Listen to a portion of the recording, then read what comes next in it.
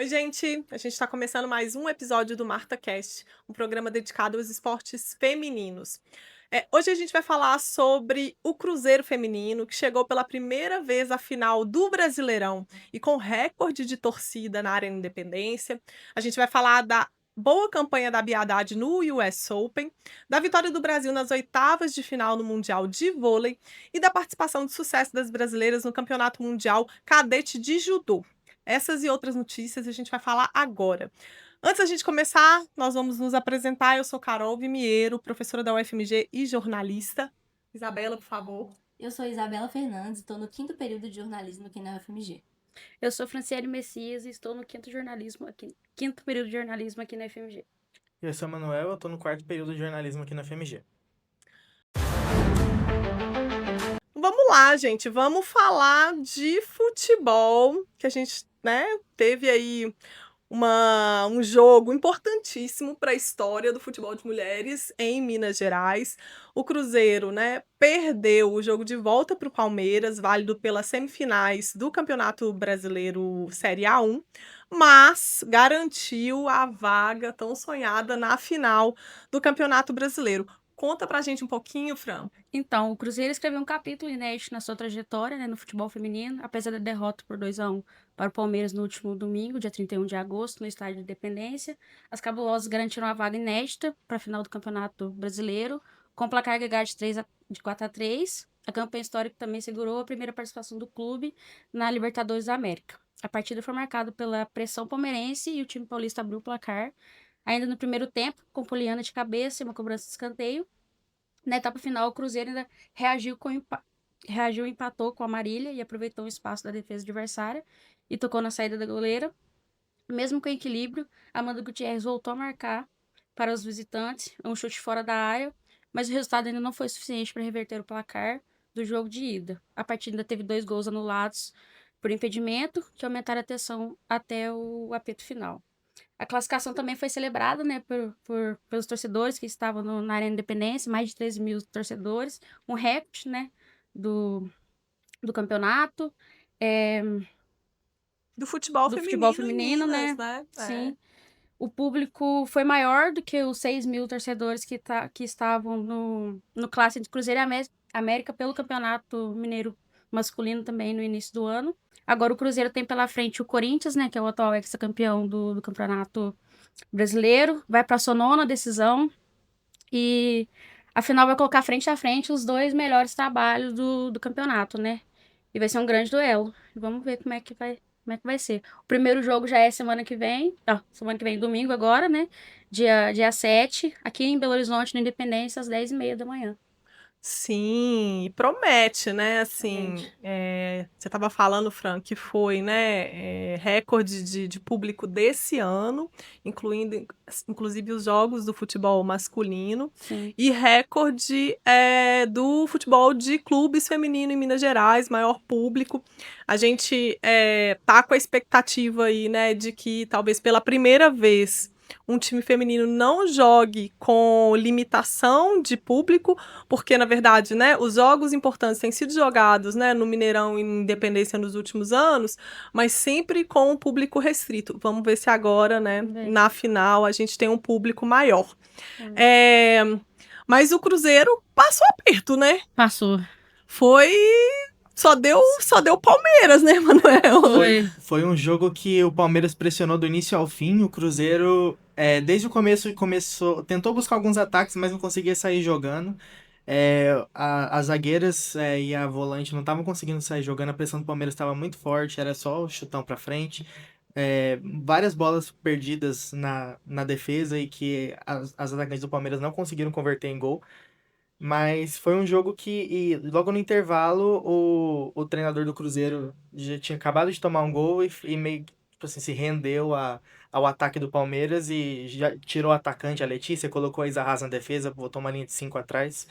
E na minha opinião, eu que tive o prazer de estar lá no estádio para acompanhar, foi a torcida que levou o Cruzeiro para a classificação, porque aquele apoio, assim, dobrou a quantidade de pessoas que tinha nas quartas de final. Acho que foi essencial para o Cruzeiro segurar aquele placar, porque de toda emoção, o Palmeiras fez vários gols, e a defesa também tirou algumas bolas que quase entraram, e teve gol impedido, anulado, então foi uma classificação, assim, no sufoco, nos acréscimos, Foi no sufoco. que garantiu aí uma final inédita para o Cruzeiro. Foi para segurar, né, Foi pra o segurar. Cruzeiro Foi. ali. A gente estava comentando que, pelo resultado do primeiro jogo, talvez o Cruzeiro entrou um pouco desatento, né? Por já ter Sim. 2 gols de vantagem, ter feito aquele 3-1 no jogo da ida. Então, pode ter sido um pouco de desatenção mesmo. O que levou a um nervosismo do time do Corinthians, que foi sendo pressionado pelo Palmeiras, que foi atacando muito, e o que acabou levando, né, a derrota no final do jogo, mas ainda assim a classificação. Sim. Não é fácil, né, gente, assim, pensar que esse time tá se classificando pela primeira vez para a final do Brasileiro. Pensar que também é a primeira vez que esse time jogou com um público bastante razoável, né, Sim. de quase 14 mil pessoas. Então tem aí várias primeiras vezes aí, né, para as jogadoras. Nervosismo deve ter pesado, né? Sim, eu imagino que não deve ter sido fácil. Mas é isso, né? Assim, o time tá na final e o primeiro jogo já no domingo. Vamos falar agora um pouquinho do outro jogo da semifinal, que foi no último fim de semana. O Corinthians empatou com o São Paulo e também assegurou uma vaga, né, na final do Brasileirão feminino. Conta um pouquinho pra gente, Isabela. Pois é, esse jogo foi uma loucura, né? 4 gols. Depois de vencer o primeiro jogo por 2-0 fora de casa, o Corinthians segurou a vantagem contra o São Paulo no Canindé e se classificou para a final do Brasileirão. Após um emocionante empate por 2-2 no domingo, as Bravas garantiram a 9ª final consecutiva do Timão na competição, o que só deixa claro essa hegemonia aí do Corinthians no futebol brasileiro. O clássico começou com o São Paulo, que estava em desvantagem bem melhor e pressionando muito, tanto que aos 20 minutos teve um gol anulado por impedimento. Porém, 6 minutos depois, foi o Corinthians que abriu o placar com Marisa, que aproveitou uma sobra de escanteio e colocou o alvinegro na frente. Aos 35 minutos, as soberanas igualaram o marcador com a Lili Milene, que já tinha marcado aquele gol anulado, mas esse resultado durou só 6 minutos, até Andressa Alves colocar o Corinthians na frente de novo.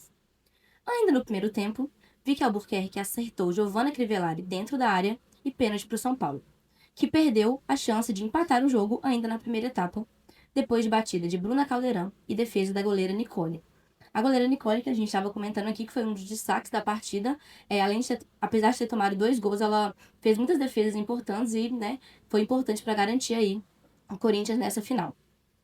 No segundo tempo, as soberanas continuaram pressionando até que Isa Guimarães recebeu em profundidade e, cara a cara com Nicole, finalizou na saída da goleira, fechando o placar por 2-2.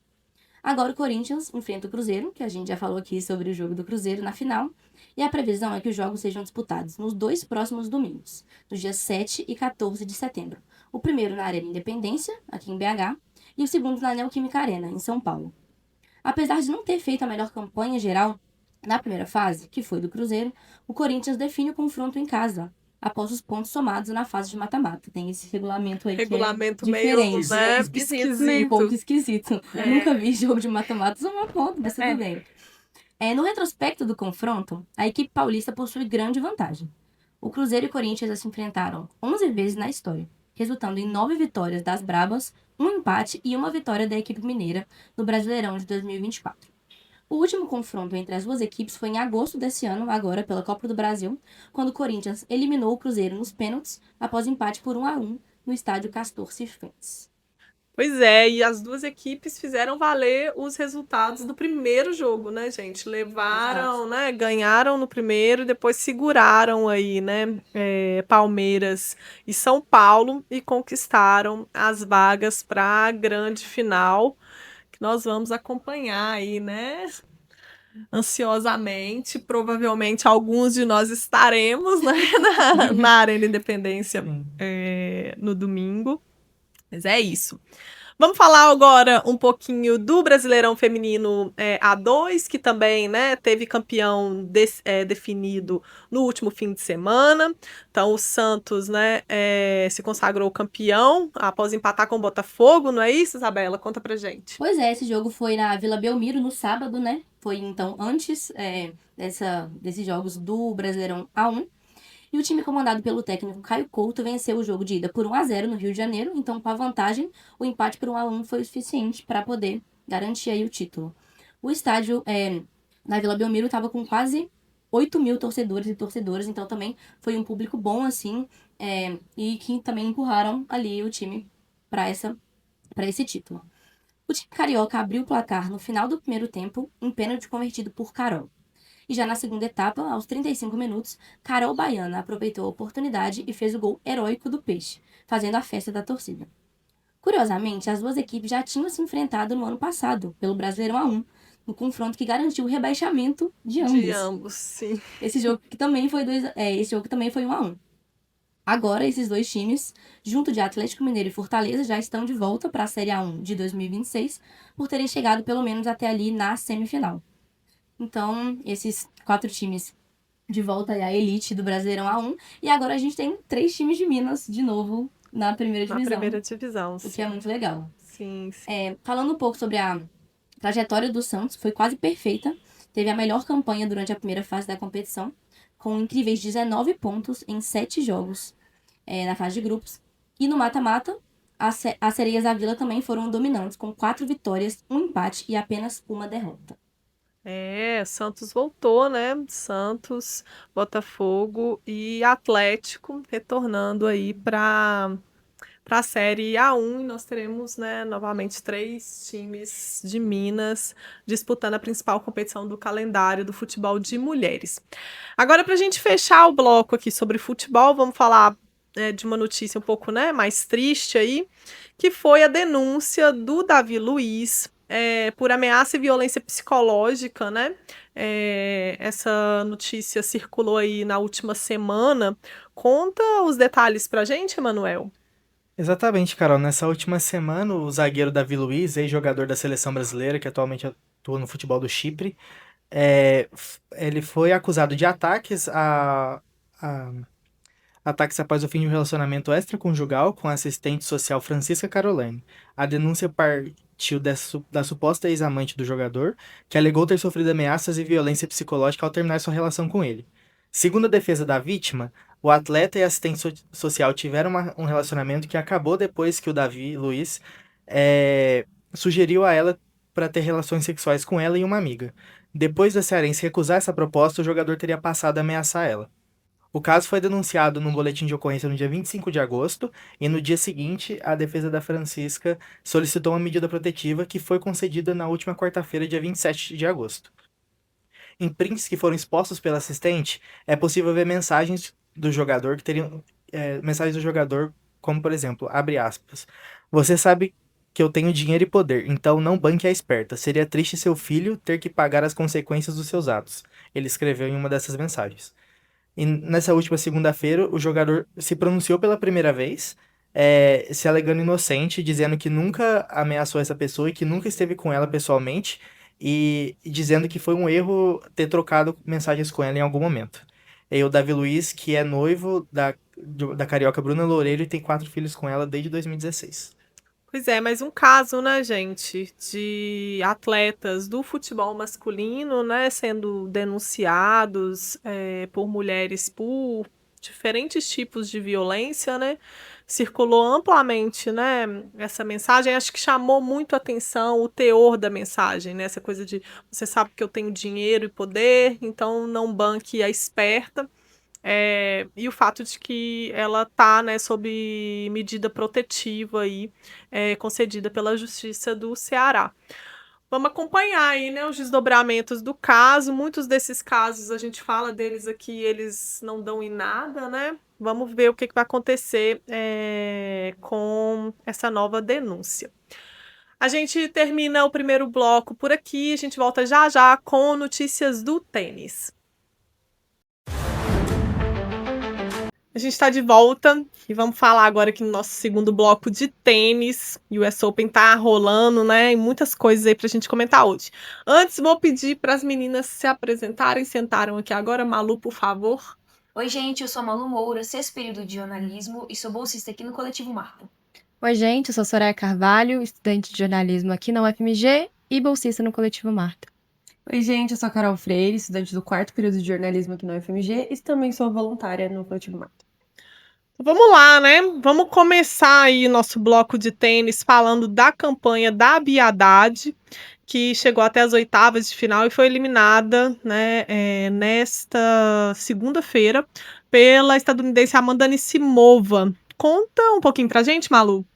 Acho que é a campanha mais interessante da Bia nesse ano, né, Carol? Sim. Mas acabou sendo derrotada por 2 sets a 0, 6-0 e 6-3, em uma partida que durou mais ou menos 1h16 na quadra principal do torneio. Apesar das boas vitórias nas 3 rodadas anteriores, a Bia não conseguiu repetir a boa atuação e deixou a competição nas oitavas de final, confirmando a segunda melhor campanha no campeonato, atrás apenas das quartas do ano passado. O primeiro set foi arrasador da americana. O início já indicava um cenário muito complicado para a Bia, que cometeu uma dupla falta no primeiro ponto. A Anisimova foi muito segura, muito agressiva, muito controle do jogo nos 2 sets. Dominou os rallies, quebrou todos os serviços da brasileira, somou 10 pontos consecutivos e fechou a parcial em apenas 26 minutos, aplicando um pneu, que no tênis a gente chama o 6-0, quando o adversário não dá a oportunidade do outro ganhar nenhum game. No segundo set, a Bia ela mostrou melhora, mas ela chegou a desenvolver uma quebra, empatou em 1-1, mas a americana estava muito com o controle do jogo, não deixou abrir vantagem, fechou em 6-3 e garantiu a vaga nas quartas de final. Inclusive, ela vai pegar a Iga Swiatek, a polonesa, que já jogou a final com ela na final de Wimbledon, ganhou de 2 sets a 0 também. Mas enfim, o confronto marcou o quarto duelo entre a brasileira e a americana. A Anisimova ela lidera por 3-1 no retrospecto. A única vitória da Bia foi em Adelaide 2023. Com o resultado, a Bia ela se torna a segunda sul-americana na era aberta a alcançar as oitavas de final do US Open por 2 vezes consecutivas, ao lado apenas da argentina Gabriela Sabatini. Após a eliminação, a Bia deu uma entrevista para a Sport TV, falou sobre tentar enxergar o copo meio cheio, apesar da derrota, né? Foi uma boa campanha, principalmente pelo ano difícil que a Bia vem tendo, a gente vem comentando aqui, é um ano de resultados bem ruins, não só pela derrota, mas pela forma que ela vinha jogando, e eu acho que esse campeonato foi diferente. Sim, jogou muito bem, né? As rodadas anteriores, acho que foi só nesse último jogo que eu acho que o rendimento dela foi abaixo, mas também muito pressionada por uma performance perfeita da Anisimova, né? Assim, primeiro set ela... Que já vem embalada, né? Tá fazendo uma boa temporada. Sim. Eu acho que o primeiro set, eu tava comentando aqui mais cedo, né, como que o tênis né? A Anisimova perdeu a final de Wimbledon pra Iga 2-7-0 com 6-0, 6-0, Dois né? pneus, Dois pneus. Foi, foi assim, né, uma coisa que, enfim, se falou muito, né, na época.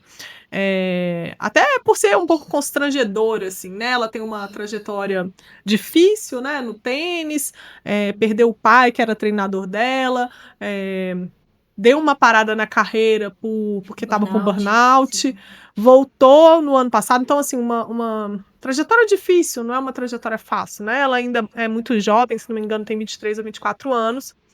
E aí ela chega na primeira final de um Grand Slam e perde 6-0, 6-0, que foi, se não me engano, a primeira vez que teve 6-0, 6-0 na final de Wimbledon. E acho que é só a segunda vez que acontece na história de uma final de um Grand Slam uma pessoa perder por 6-0, 6-0. Assim. Então foi uma situação super difícil para ela, né?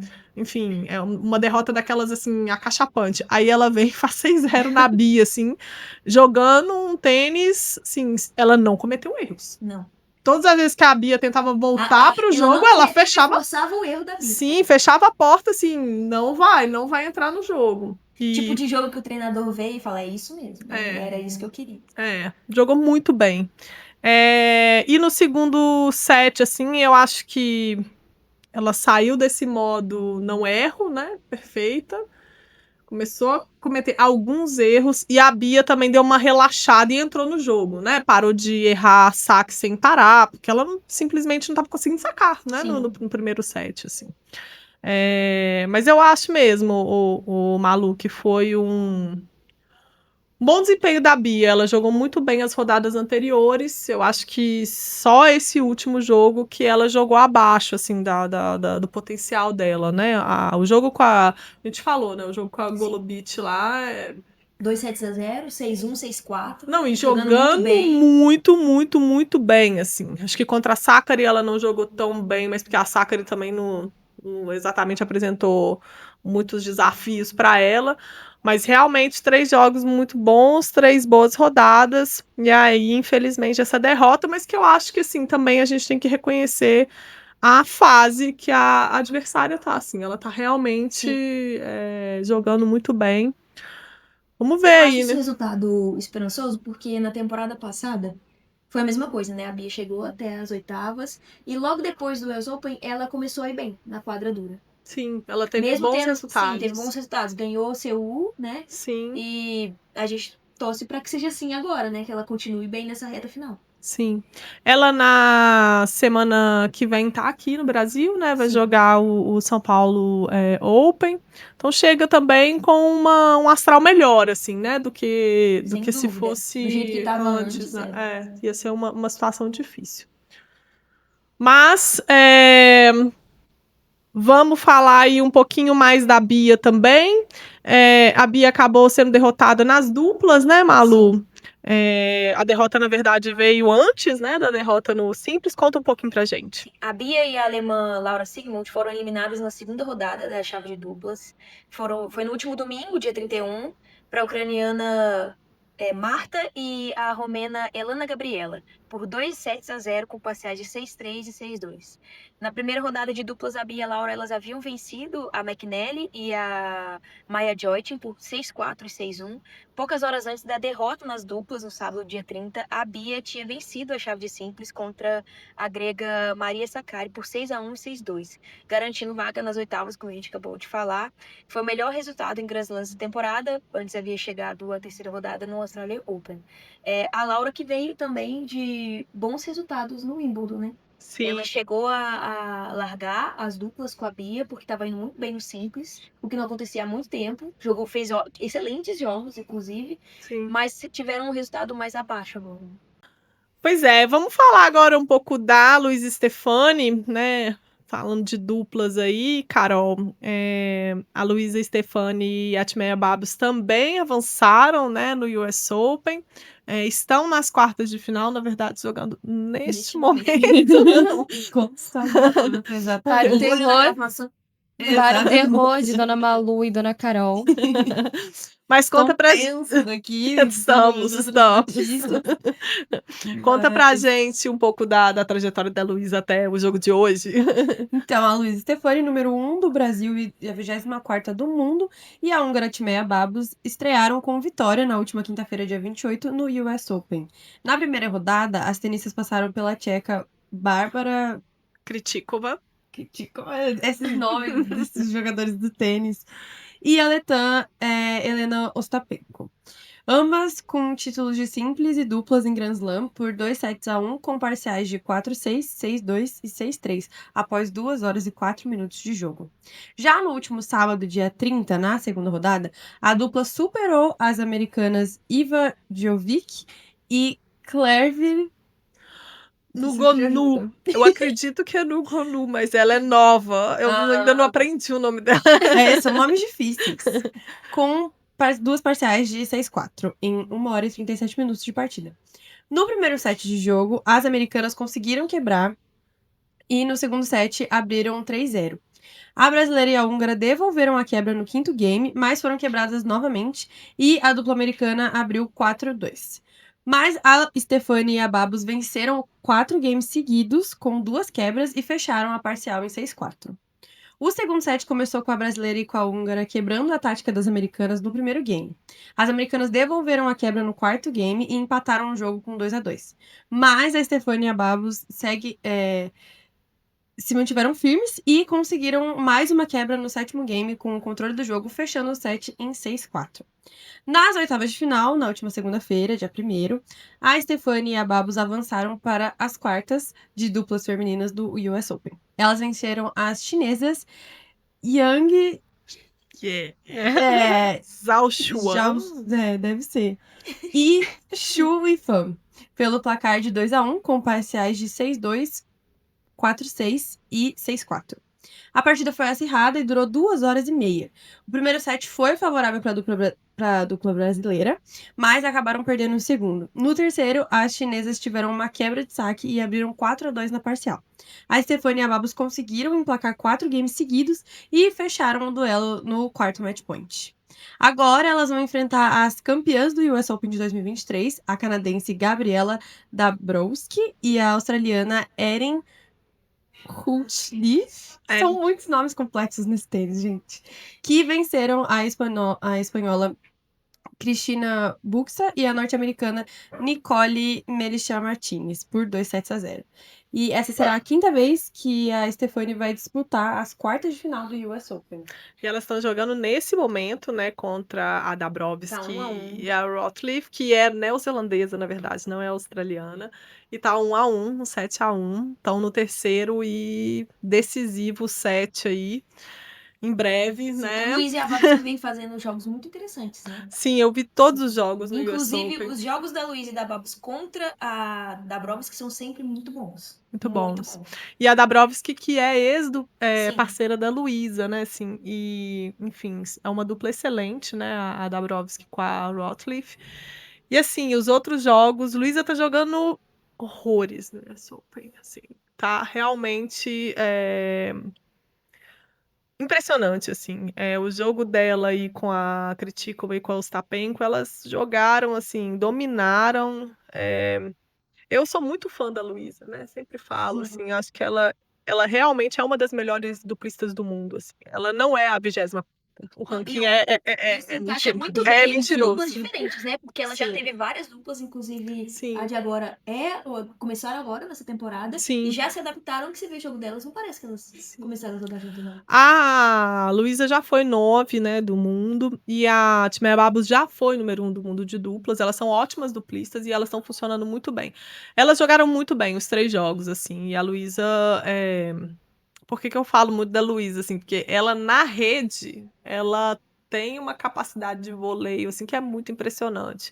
E é poucas jogadoras, mesmo entre as duplistas, que voleiam como Luísa Stephanie, assim. Então, vamos ver, eu tô ansiosa e nervosa ao mesmo tempo que a gente tá aqui falando e elas estão jogando. Daqui a pouco a gente descobre o resultado. Uma dúvida. No ranking de duplas, é por atleta ou por duplas? É como se fosse uma soma das duas, assim, sabe? Entendi. E, na verdade, o ranking da dupla, ou né, a colocação que serve para definir quem entra no torneio, não é nem um ranking de uma, nem um ranking da outra. É, na verdade, a combinação dos dois rankings. Vamos falar da Ingrid também, né? A última duplista aí brasileira que também participou do US Open. Conta um pouquinho pra gente, Carol, da passagem dela lá pelo torneio. A Ingrid estreou no US Open na última quinta-feira, dia 28, e venceu ao lado da norte-americana Queen Gleason, contra a dupla composta pela japonesa Makoto Ninomiya e da britânica Maya Lumsden. No jogo pela segunda rodada do torneio, no último domingo, dia 31, a brasileira e a norte-americana foram superadas pelas cabeças de chave de número 3, que enfrentaram a dupla de Luísa.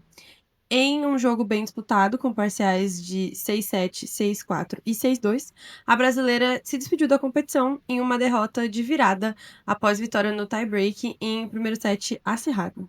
Mesmo com a derrota, a brasileira ganhou uma posição no ranking em tempo real, subindo para a 69ª posição. Sim, elas perderam para a Dabrowski e para a Rothliff, que estão jogando nesse momento aí com a Luísa.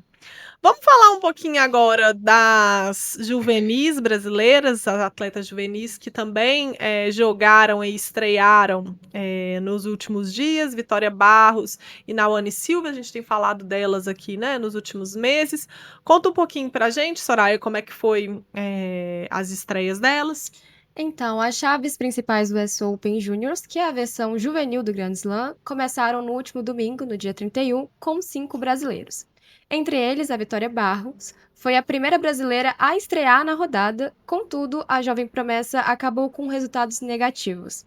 Ela, que era cabeça de chave número 15, encerrou sua segunda participação no campeonato contra a australiana Renee Alame. Continuamos aí na saga de sobrenomes e nomes difíceis. A Potiguar, de 15 anos e número 22 do ranking, acabou sendo derrotada pela adversária de 16 anos, número 68 do ranking, com parciais de 6-7, de 7-6 e 6-3. Já a brasileira Nawane Silva, a Naná, foi superada pela estadunidense Jane Preston, e a partida, que foi pela fase 64 do campeonato, marcou, né, a eliminação da Paulista do campeonato. Então, as nossas duas jovens promessas acabaram com derrotas ali logo na estreia. Com as parciais de 7-6 e 6-1, a Naná fez um bom início de jogo, mas não soube aproveitar as oportunidades para quebrar a adversária, que cresceu muito no segundo set. Apesar da derrota, a partir do dia 6 de setembro, Nawane terá outra oportunidade de somar pontos no ranking mundial, ela que vai estar competindo como convidada no São Paulo Open. Além dela, a Vitória Barros também estará lá. O time Brasil é completado por Ana Cadioto, Bia Haddad, Carolina Meligeni, Ingrid Martins, Laura Pigossi, Luiz Stefani, Luísa Fulana e Pietra Rivoli. Sim, elas estarão todas aí no São Paulo Open, que começa na segunda-feira, né? No dia 6, na verdade, né? De No setembro. sábado são os qualificatórios e a chave principal começa na segunda-feira. É uma pena, né? A Naná e a Vitória terem perdido logo na estreia. Elas que vinham apresentando bons resultados durante a temporada, né? Foi uma surpresa mesmo a derrota das. Sim, o jogo da Naná, eu vi assim, um pouco do resumo do jogo e acho que ela teve muitas chances de ganhar o primeiro set, mas acabou não conseguindo confirmar nenhuma das chances de quebrar a adversária. E aí, depois do segundo set, ela caiu um pouco de rendimento e a adversária cresceu de rendimento.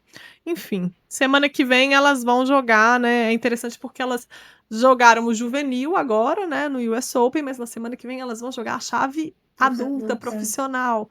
Então vai ser, né, assim, é muito importante para as chance pra duas, elas, né? e certeza. para Pietra Rivoli também, que também é Juvenil. juvenil aí, brasileira. É isso, gente. Terminamos, né, nosso segundo bloco. A gente volta já já com notícias do vôlei. Está de volta para o nosso terceiro bloco. E agora a gente vai falar um pouquinho de vôlei. Antes, vou pedir para as meninas se apresentarem. Keila, por favor, começa. Oi, eu sou a Keila, estou no terceiro período de jornalismo aqui na UFMG e sou voluntária no Coletivo Marta. Oi, eu sou a Ingrid, eu tô no quinto período de jornalismo aqui na UFMG e sou voluntária no Coletivo Marta. Então vamos lá, gente, vamos falar de vôlei, né? O Brasil teve aí mais um jogo, né, pelo Mundial de Vôlei e venceu a República Dominicana. Conta um pouquinho pra gente, Keila. Sim, o Brasil venceu a República Dominicana e encara a França pelas quartas. A seleção feminina de vôlei superou de virada a República Dominicana no último domingo, 31 de agosto, em Bangkok, na Tailândia, às 10h30, pelo fuso horário de Brasília, com as parciais de 18-25, 25-12, 25-20 e 25-12. A capitã Gabi Guimarães foi a maior pontuadora da partida, com 21 pontos, seguida da ponteira Júlia Bergman, com 12 pontos. O primeiro set foi marcado por erros de saque e recepção das brasileiras. No segundo set, o Brasil conseguiu se restabelecer na partida, explorando bastante a recepção da República Dominicana e sendo eficiente no saque, o que resultou em atropelar as adversárias. No terceiro set, o Brasil contou com a atuação da oposta Rosa Maria, que também foi um dos destaques da partida. A seleção abriu o placar no quarto set, conseguindo administrar a vantagem até o final da partida, consolidando assim a vitória. Em entrevista após a partida, Rosa Maria destacou sobre os pontos fracos, como a defesa brasileira, e elogiou a seleção francesa, que é a próxima adversária. A França está fazendo um campeonato incrível. Tem feito uma temporada incrível, a equipe é muito guerreira. Você vê dentro de quadra que elas não desistem em momento algum. Eu acho que é esse o espírito que o nosso time tem também. Mas eu acho que a gente tem bastante coisa a melhorar, principalmente a marcação de bloqueio e defesa. Com certeza vai ser um jogo muito difícil, tudo ou nada mais uma vez. Daqui para frente, todas são as nossas finais, já foi uma, afirma Rosa Maria. E vale lembrar que o Brasil já encarou a França fase de grupos, venceu no set de 3-2. E o Brasil volta à quadra na próxima quinta-feira, 4 de setembro, para enfrentar a França pelas quartas do final do Mundial. Foi um jogo assim. Foi difícil de ver o Brasil novamente começando muito, as meninas muito. Parece que elas não estavam em harmonia de novo. A gente já comentou isso na semana No jogo passada da França, do jogo né? da França, que a França conseguiu fazer 2 para depois o Brasil reagir e conseguir fazer um 3-2. Foi muito sofrido para uma seleção que não é tão difícil, não chega tanto ao nosso nível quanto outras seleções, como por exemplo a Turquia ou a Itália, né, que é atualmente a melhor seleção. Mas foi um jogo muito difícil. Eu tava comentando com as meninas antes da gente começar a gravar que eu comecei a assistir o jogo quando tava no final, tava no começo do segundo set, o Brasil perdendo de 1-0. Eu falei, gente, não é possível, porque é um time que o Brasil tá acostumado a vencer com tranquilidade e perdeu de o primeiro set. E aí depois você vê que depois que elas se concentram e conseguem estruturar o jogo. Entram meio desligadas. Né? Depois segue firme, porque o segundo set elas já venceram por 25-12, é uma diferença muito gritante. Dá pra ver que elas conseguem fazer um jogo melhor. Não sei o que tá acontecendo com a seleção nesses últimos jogos, que elas têm entrado muito avoadas. Eu não sei se às vezes é isso, elas entram já pensando, não, vai ser um jogo mais tranquilo, e aí elas acabam Desligando do jogo. Não concentram direito, eu não sei o que tá acontecendo, mas elas têm entrado mal. O Brasil tem entrado mal em quadra, não tá harmônico o jogo, elas não conseguem. Às vezes você vê elas tentando combinar passe e dá tudo errado, elas não seguem. Não sei o que tá acontecendo com o Brasil. E aí agora vai enfrentar a França. A expectativa é de vitória, porque, como a gente já falou, as equipes já se enfrentaram e o Brasil venceu. Foi sofrido, mas venceu. E o Brasil tá num chaveamento difícil. Se você for olhar a tabela, a probabilidade é que o Brasil enfrente a Itália na semi. Se chegar desse jeito que tá, a chance de cair na semi é muito grande, porque elas estão começando o jogo, tá sendo muito sofrido, não sei o que tá acontecendo. Será que elas estão com a cabeça já lá na frente? E aí, na hora que entra no jogo, assim, entra meio desligada, né? No Eu não início. sei, eu acho que pode ser isso. Elas já entram. E aí depois elas precisam, às vezes, parece que elas precisam desse choque de realidade, de perder um set pra falar, não. A gente tem que jogar. Agora a gente tem que jogar, porque esse jogo precisa ser ganhado. Precisa, porque senão ele volta pra casa. Eita. E a França que venceu a China, né? Fala um pouquinho pra gente, Ingrid. Sim, a França ficou 51 anos fora da competição e protagonizou a maior surpresa, batendo a China, que era a favorita para ganhar o jogo no último sábado, 30, por 3-1, com parciais de 25-20, 27-25, 22-25 e 25-20 de novo. Garantiu a vaga nas quartas de final do Mundial e vai enfrentar o Brasil agora nesse próximo jogo. Elas foram mais consistentes no ataque, com 63 pontos, contra 56 das adversárias. As francesas elas souberam lidar melhor com a pressão e controlaram melhor nos momentos decisivos. O jogo ele já começou com um domínio francês no primeiro set, anulando a ponteira Yu Shan Zhuang e a oposta Shang Yu Gong, que saíram zeradas e acabaram no banco de reservas já no primeiro set. No lado europeu, Helena Kazuch foi decisiva para a vitória no set com participação ativa no começo do set. Já no segundo, a Ying Li e a Xin Tang entraram e elas conseguiram melhorar o time chinês. Porém, apesar dessas variações ofensivas, o time continuou bem irregular. As alterações elas não pararam, com Ming Ye-wu também em dificuldade ofensiva. A Zhuang ela voltou para a partida. A China chegou a ter um 24-22 nesse segundo set, mas não conseguiu fechar depois de um erro de Li, um dos vários que a China cometeu 22 erros durante essa partida. E apareceu mais uma vez a capitã, a Kazuch, com um ataque e um saque para roubar o set das chinesas. No terceiro set, o mesmo roteiro, as chinesas abriram 6 pontos de vantagem, só que dessas vezes elas seguraram o resultado até o fim e conseguiram vencer o primeiro set delas na partida. No quarto set, a França trouxe um antídoto para minimizar a eficiência das centrais chinesas. Com um bloqueio mais forte e uma defesa mais postada, elas dominaram e venceram a partida. Revertendo 3 vantagens de 4 pontos das chinesas, a 14ª colocada no ranking foi liderada pela ponteira e capitã Kazuch, que foi a maior pontuadora, com 22 pontos, e pelas opostas, NDI e Rotar, com 20 e 18 pontos, respectivamente, batendo até então a quinta colocada do ranking. Então a França chega com moral Chega com elevada, né, sim, mas a gente, gente pra não pode- jogar. Deram trabalho pro Brasil na primeira fase. Ganharam da China. Eu acho que esse jogo vai ser complicado, né? Assim, Principalmente se o Brasil não chegar... entrar desligado, né? Igual tem feito. Aí eu queria dar uma comentada em como tá o chaveamento nesse momento, que já dá pra ter uma noção de como vai ser o campeonato daqui pra frente. De um lado, nas quartas agora, nós temos Itália e Polônia, e Brasil e França. E do outro lado, Holanda e Japão, Estados Unidos e Turquia. E vou falar um pouquinho sobre os resultados dos jogos das oitavas de final pra gente ter uma noção de como vai ser. Como a Ingrid comentou, China e França foi um jogo de 3-1 para a França. Estados Unidos e Canadá, Estados Unidos venceu de 3-0, como esperado, porque o Canadá ainda não tem uma seleção muito forte comparado com as outras, porque o vôlei tem seleções muito, muito boas. Turquia e Eslovênia foi um 3-0 para a Turquia, mas foi um 3-0 apertado. A Turquia não ficou tão folgada assim, não foi tão tranquilo não. Itália e Alemanha também 3-0 para a Itália. Polônia e Bélgica, a Polônia conseguiu emplacar um 3-2 de virada. Holanda e Sérvia também 3-2 para Holanda. E Japão e Tailândia 3-0 para o Japão. Então já dá para ter uma noção aí, o Brasil se conseguir passar a França, vai pegar a Itália na semi, a Itália que é a melhor seleção do mundo, que a gente enfrentou na final da VNL e perdemos, ficamos com a prata, então assim, difícil, vai ser difícil daqui para frente. Sim, sim. Vamos acompanhar, né, Carol? Enfim, do mesmo jeito que às vezes, né, joga mal quando a gente tá esperando que jogue bem, às vezes joga bem na hora que a gente tá com um pouco o pé atrás.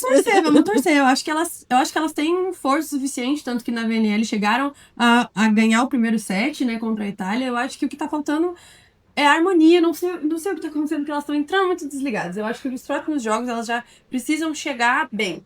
Já precisam chegar ganhando o primeiro set, mostrando quem é o Brasil, que é uma das melhores seleções de vôlei do mundo. Então, Talvez entrem mais ligadas agora que são jogos mais, né, enfim, Esperamos que difíceis, sim. duros e decisivos. Vamos falar um pouco de vôlei de praia agora, Carol?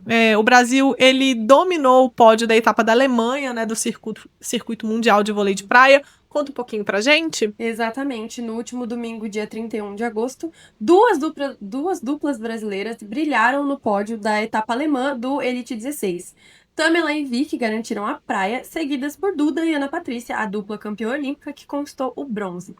Tamela e Vicky foram superadas pelas italianas Gottardi e Totti por 2-1, com parciais de 21-17, 18-21 e 6-15. Tamela e Vicky começaram o primeiro set muito bem, elas conseguiram abrir uma vantagem bem boa, tanto que ganharam, né, o primeiro set. Porém, a partir do segundo set, quando elas perceberam uma reação adversária, elas começaram a cometer alguns erros, o que levou à derrota.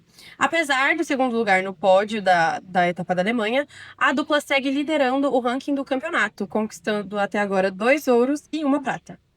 Já na disputa pelo bronze, a Duda e a Ana Patrícia levaram a melhor por 2-0 contra as alemãs, né, as donas da casa, Miller e Tillmann, com parciais de 21-16 e 21-18. Depois de ficarem 4 meses afastadas do circuito, porque a Ana Patrícia teve uma leve lesão na coxa, a dupla garantiu seu melhor resultado desde a sua reestreia há 2 semanas. Apesar de uma partida apertada, ela colocou a dupla de volta em destaque na disputa da maneira como as duas merecem, né? São as nossas campeãs olímpicas. Na semifinal, disputada no sábado, dia 30, a Duda e a Ana foram superadas justamente pela Tamela e pela Vicky, que ficaram com a prata. Aí, a Duda comentou que ficou muito feliz com essa volta, com esse retorno, que o bronze foi muito importante justamente por isso, para elas estarem retornando pro Elite 16, né? E a próxima etapa do Elite 16 vai ser aqui no Brasil, em João Pessoa, na Paraíba, entre os dias 17 e 21 de setembro. Então foi muito legal de ver as duas duplas brasileiras dominando o pódio, né? Foi muito bom. A Tamela e a Vicky tiveram um jogo, apesar de apertado, conseguiram ganhar o primeiro set, conseguiram mostrar o brilho todo que elas têm. E a Duda e a Ana Patrícia voltando já com o bronze também é muito importante. Foi muito bacana essa etapa da Alemanha do Elite 16. E Tamela e Vicky estão fazendo uma temporada excelente, né, Carol? A Muito gente tem boa. falado delas aqui toda semana. Muito legal ver elas aí liderando o circuito. É isso, vamos fechar nosso terceiro bloco. A gente volta já já com mais notícias de esportes femininos. A gente está de volta para o nosso último bloco. Antes da gente começar, vou pedir para a Amanda se apresentar, por favor, Amanda. Oi, gente, meu nome é Amanda Camargos, eu sou estudante do 4º período de jornalismo e sou voluntária aqui no Coletivo Mata. Vamos lá, gente, vamos falar de vários esportes aí nesse último bloco. Vamos começar com o desempenho, né, das atletas brasileiras no Campeonato Mundial Cadete de Judô. Conta pra gente, Emanuel, um pouquinho de como que foi aí. Nessa última semana foi realizado o Campeonato Mundial Cadete de Judô lá na Bulgária. A seleção brasileira feminina foi representada por 10 judocas que brilharam na competição e conquistaram 4 das 5 medalhas do Brasil, sendo 2 de ouro. O Mundial Cadete ele é um torneio para atletas de até 18 anos, então 17 anos a menos. E é uma das principais vitrines para revelar os novos judocas para os futuros talentos do esporte. Exemplo disso foi a Beatriz Souza, que foi medalhista de ouro nas Olimpíadas de Paris, e também ganhou bronze por equipes, que lá em 2015 ela ganhou um bronze na categoria dela no Mundial Cadete.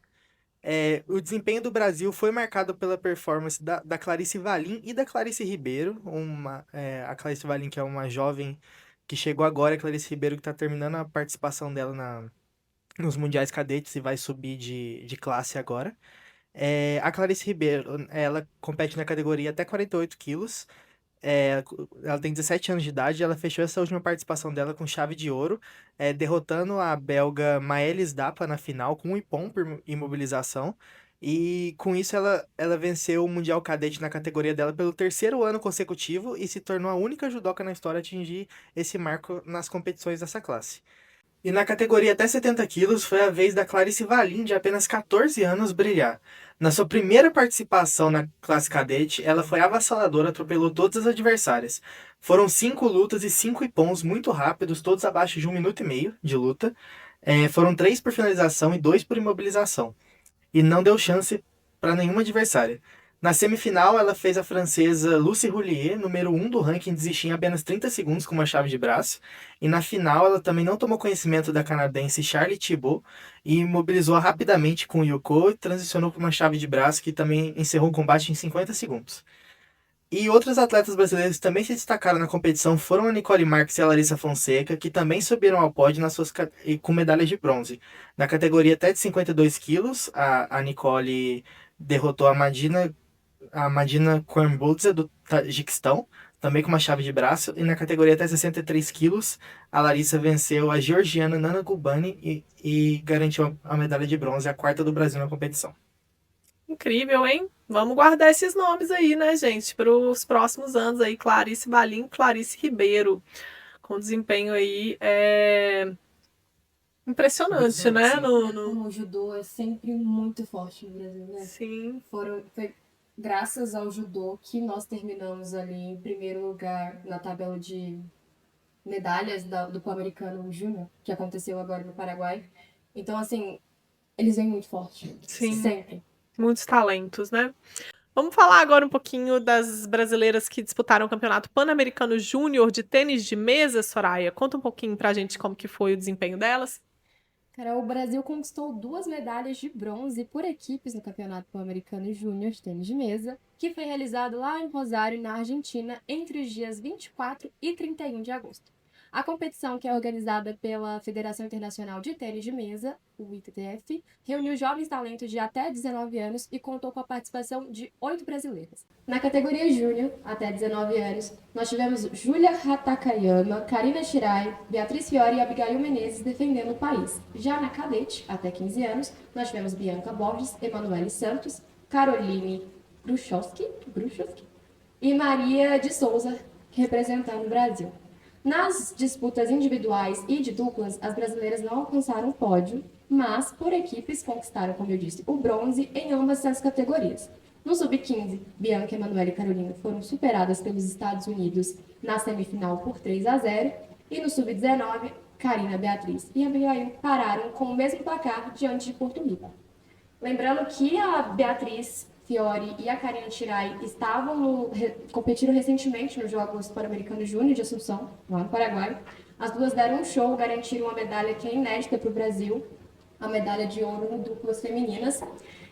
E, curiosamente, essa medalha foi em cima das porto-riquenhas, que são a Edmari Leon e a Cristal Melendes, que estavam na equipe de Porto Rico. Então, infelizmente, não deu pra gente dessa vez. E as duas tiveram lá a revanche em cima das nossas brasileiras. Ótimo. Soraya, que é a nossa setorista de tênis de mesa, né? Traz todas as notícias aí do tênis de mesa pra gente. E agora vamos falar um pouquinho de automobilismo. Agora eu que vou aprender com vocês, gente. A Maia Voig venceu em casa, em Zandvoort, e acirrou a disputa aí pelo título da Fórmula 1 Academy. Conta os detalhes pra gente, Amanda. Foi isso mesmo. A pilota holandesa, a Maia Voig, viveu um fim de semana inesquecível em Zandvoort, onde ela brilhou diante da sua torcida ao conquistar uma vitória dominante na quinta etapa da temporada de 2025 da Fórmula 1 Academy.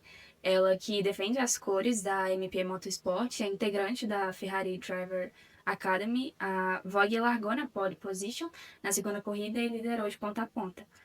Essa foi a segunda vitória da Maia no campeonato, consolidando a sua posição como uma das principais adversárias da francesa, Doriane Pin, pilota da equipe Mercedes e atual líder do campeonato.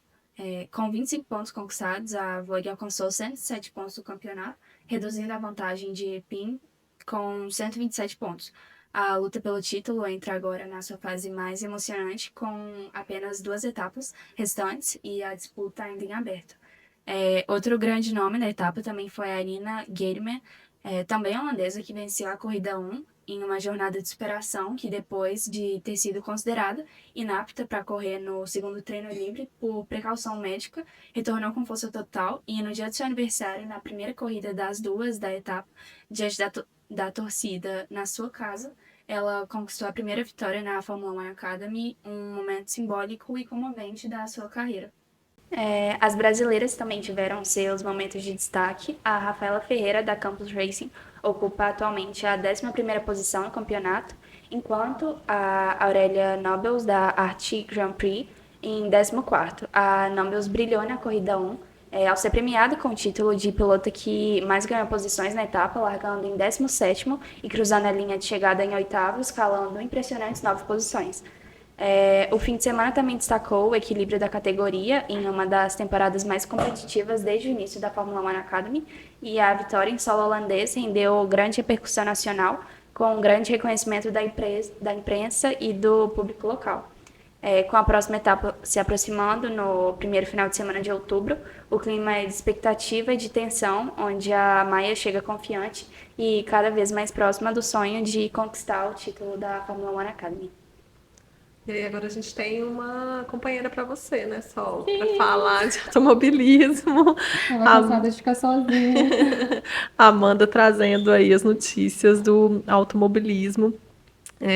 A gente tem falado bastante, né, da Fórmula 1 Academy aqui nos últimos episódios. Para terminar o nosso último bloco de hoje, vamos falar aí dos Jogos da Juventude Caixa, que acontecem em setembro e que vai ter recorde de atletas, não é isso, Soraya? Conta pra gente. Isso mesmo. Brasília vai ser o palco entre os dias 10 e 25 de setembro da maior edição da história dos Jogos da Juventude Caixa.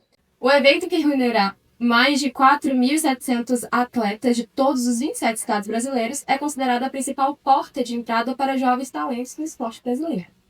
De acordo com o Comitê Olímpico do Brasil, o COB, os Jogos deste ano contarão com, como já disse, mais de 4.700 competidores, sendo 2.331 homens e 2.369 mulheres. Então, nós temos aí um número de mulheres maiores.